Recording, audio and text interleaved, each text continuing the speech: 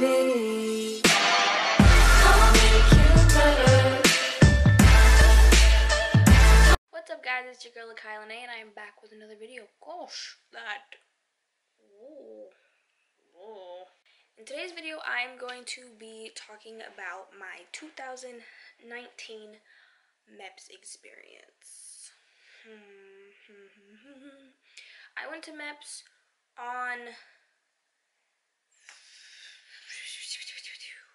sometime in January, I think. So, I have a few clips that I recorded when I was there that I just really never did anything with, so I'm gonna throw those in here once I get to like those spots or whatever. So what happened was, say I left on, I don't even know what day I went. Okay, so say I had to do MEPS on the 5th, February 5th, let's just say that number. So, I had to be there, though, on the 4th. So, what happened with me was I drove to Rome to meet up with my recruiter. He gave me my little shuttle passes or whatever. I had to drive to Dalton. And then from Dalton, the shuttle came, picked me up, and drove me to Tennessee, Chattanooga. That is where my MEPS is at. So from there, we had to wait. They dropped us off at a hotel. We had to wait for the time, blah, blah, blah, for the little military dude to get in there. He gave us our room numbers. There is a rule where there is a level for girls, like, a level for girls, and then above that is guys. You cannot go on each other's floors. If you do, you'll get in trouble. If you're caught, you'll get in trouble. If you want to be ballsy and do it, nah, but I don't think you want to, so don't. So, I got a roommate. She was great. I loved her. She was really, really nice. We went and worked out. You're not guaranteed to have a roommate. Sometimes you're there by yourself, because I know that the girl next to us, she didn't have a roommate. So we really just had to hang out. Like, you do have a curfew to where you have to be in your room, and I think it's 11.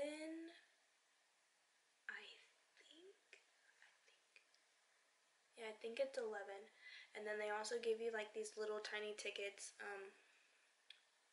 like little raffle ticket, so you can give it to the person at like during dinner, and then they tell you what time breakfast is and all that, what time you need to be out of your room, what time your like first wake up call is. And I think ours was at 4, and we had to be downstairs by 5. I remember the first one was at 3:30, the second one was at 4. We had to be downstairs by 5 because we had to be on the bus by like 5:30 or something like that. So we really just hung out. We went downstairs, we worked out, we went and we walked to the store, so I'll throw a clip in about that. I just have to go smell it. We totally could have looked it up on the GPS and just walked.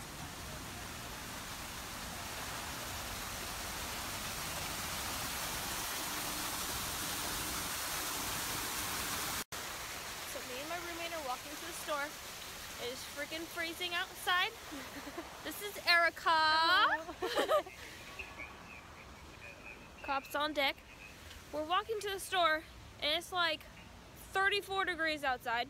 I wish I had gloves, but I don't. My ankles hurt.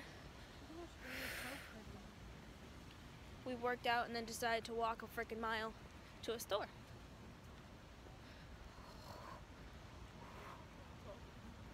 Is that them? No, that's like different guys. They were staring hard, and I was just like, I kept making arm contact because they were still looking. That was really weird. Well, guys, we're in Tennessee. It's so pretty. Well, around here, at least. I wonder if there's a shortcut way we could get to there, other than taking the longer way. Should we turn GPS on? If you want to find a shortcut, because I'm taking the long way. Oh crap! This is the way you said y'all got lost. Oh no, this was the long way that we took. This is the way that we Oh. took. Un momento, GPS. We're gonna go through this way. GPS, I mean. This is cool. We can just walk down it and then walk back out. They play tic-tac-toe. That's cool.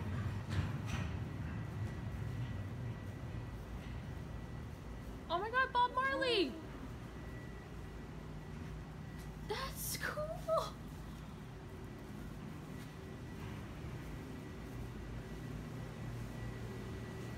What's that say? Stay musty? Okay.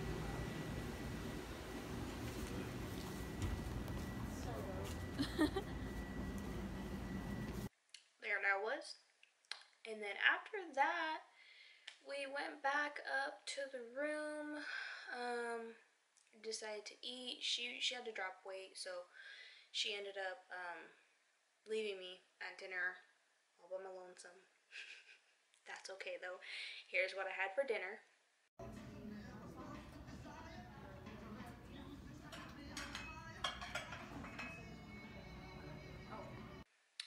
Here's what you can have for dinner. These are our options.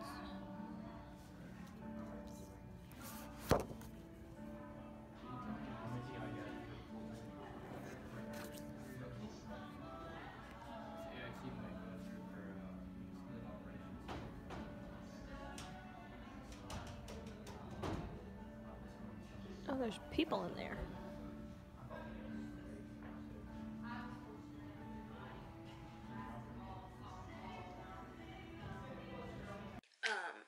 So yeah, she ended up going swimming. I went back up to the room and just watched movies. Well, I finished my food and then I just watched movies after that. Next day comes and we are eating breakfast, blah blah blah. We get on the bus and we are driving to a federal, I don't know what it was called, but it was just a really big federal building.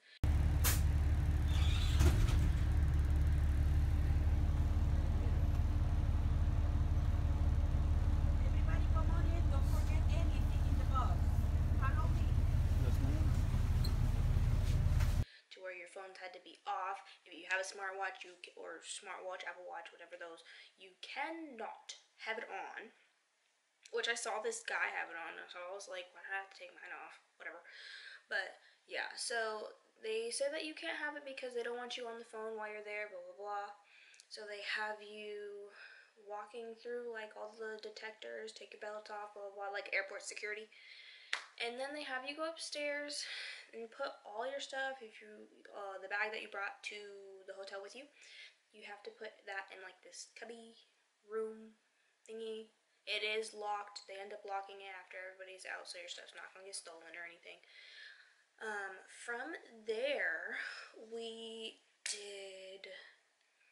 they had us fill out this paper. We did hearing check. We did eye check. You get your blood drawn. What else do you do? I got my blood drawn toward the end.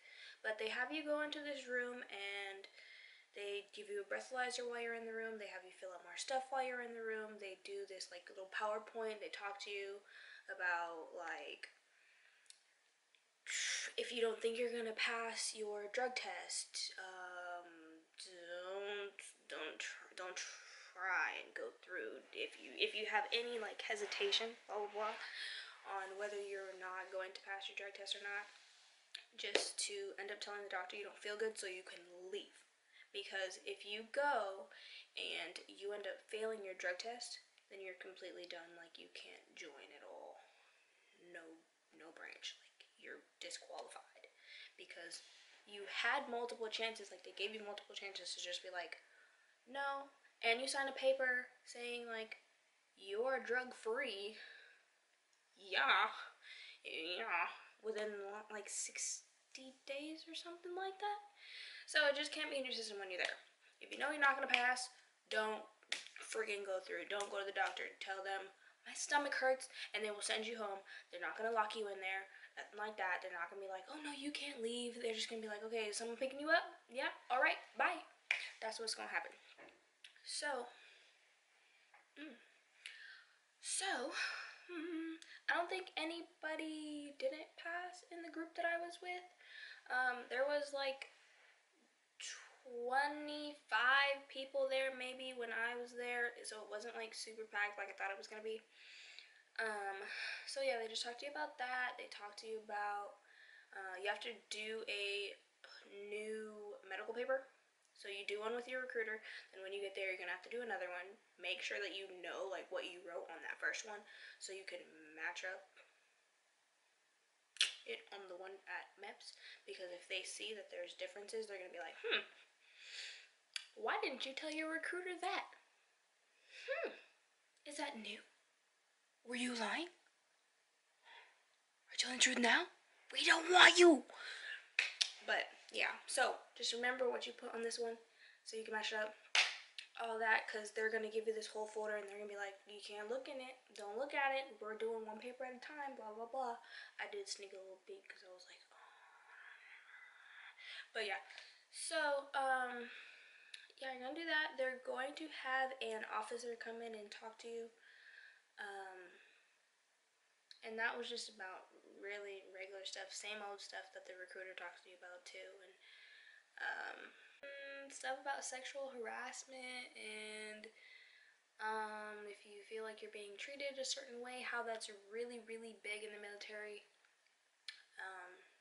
After you leave that room, they have you sit and wait, and wait, and wait. In that room, you were in there for like an hour and a half maybe, and this is like it. And then if you look at the clock, you're like, dang, only 5 minutes has gone by? What? So yeah, just a bunch of waiting. I, thankfully, was the first person to actually go in to see a doctor. A lot of the time, or people say like, the doctors are gonna try and trick you. The doctor's gonna say this. The doctor's gonna be like if you don't write down that you broke a bone on your medical papers or whatever, and then you're talking to the doctor, having a nice little conversation because they're gonna try and just be friendly with you, and then they're like, oh wait, so have you done this? Have you done that? Like, when did you break that bone? What are you talking about? If you'd be like, oh, well, I broke that bone when I was 5, but you didn't write down that you broke a bone when you were 5, like, boom, bye. Boom, bye. Yeah, no. Like, a lot of people was telling me that, like, they were gonna try and trick me up and blah, blah, blah, so I was, like, nervous that they were gonna do that, but it didn't happen. And I don't know if it was because I was the first person. I don't like that glare. Never mind. I don't know if it was because I was the first person to go in to see the doctor and he was just not angry at that time or anything like that, but he didn't really ask me any questions, really. We talked about him in the Air Force, how he ended up getting that job, and what I wanted to go in for. It's mandatory for them to ask you verbally if you have taken any drugs or marijuana, which I guess is still a drug, but if you have done that, they have to verbally ask you that. Say no. And yeah, that's really all he asked me. So he didn't try to trick me up at all. And I guess I got lucky. Maybe he did for the people toward the end when he was just irritated at his day or whatever. But I was okay. So from there, literally, okay, so being the first person in to see the doctor, why was I the last person out of the doctor? Literally, the last one. The first one of 25. And the last one out. I have no idea how that happened. But from there, and there's only 2 doctors for 25 people. If there's 25 when you go, at least. There's only 2 doctors. So from there, you go and you do your P test. And you go and get your blood drawn. Which there was only 2 people doing that too. So that took a while. There was only 2 girls, so freaking 2 girls and 23 guys-ish. So it took a while for me and her to be able to go and do our physical part of the test when you're doing like the duck walk, which the doctor ended up telling me I was really good at, and I don't know if that was like a weird thing. He was like, "Have you practiced?" And I was like, "No." But yeah, so you do the duck walk, you do a bunch of stuff with your hands, like turn it over, blah blah blah. They want to see how like you are doing this, da da da da. Walk back forth in lines. If you guys really want to know like what stuff you actually did, I could do a video on that too. But yeah, I'll save that for a different one. If you want, I don't know. Put it down in the comments down below if you want me to show you what you have to do for the physical. But yeah, so you do all that in there. Once you are finished with that, they have you. You're doing that in your bra and underwear. FYI, like girls, don't wear thongs, nothing like that. Cover your booty. Guys, you're in your boxers or your briefs or whatever the heck you wear. And then after that, you go and you see the doctor one at a time, obviously. And at that point, you strip down completely. No bra, no underwear. They give you like this little drape thingy. And you go in there, they check what they gotta check, do all the, for girls, they check your boobs, they look and see if you're a girl, literally, like, you have to put your legs up. I don't know if you guys have ever, like, done that before, but literally, you're putting your legs up like this, you're laying down, and then they pick the sheet, they're like, and that's it. Just to see if you're a girl, I'm guessing, I think, I'm assuming that that's why they do that. And then they just ask you like little questions after that. They look to see if you have any noticeable scars that aren't written down, cuts, bruises. Sometimes they do find cuts on people, like self-harming cuts, which also disqualify you.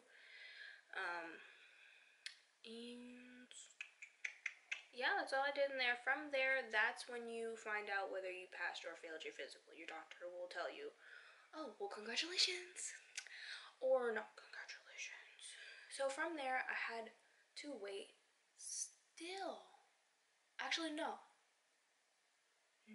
I didn't. That was probably the longest wait, having to wait for me to get my freaking physical done. When all of the guys were finished. Yes. Oh, also, you do have to pee in front of one of the one of the nurses or whatever, the females pee in front of a female. Males, you have to pee in front of a male. If you can't pee past the cup or whatever, if you can't pee past the line, or your pee doesn't pass the line, they will dump it out and you have to do it over again. You have to wait till you gotta pee again, and you gotta do it to the line or above the line.